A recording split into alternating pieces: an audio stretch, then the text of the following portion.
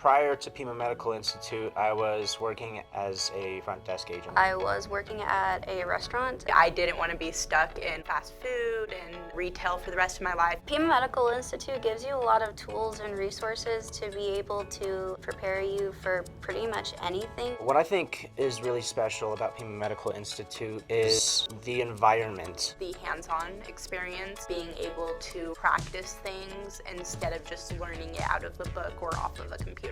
I didn't think I could do medical stuff. I've surprised myself, and I still continue to surprise myself. Pima Medical Institute is an important part of Colorado Springs community. Pima having an accelerated program definitely makes it stand out from all the other programs that are in Colorado Springs. Just going through here and how it's attainable and that you can do it. I haven't had a single bad day here.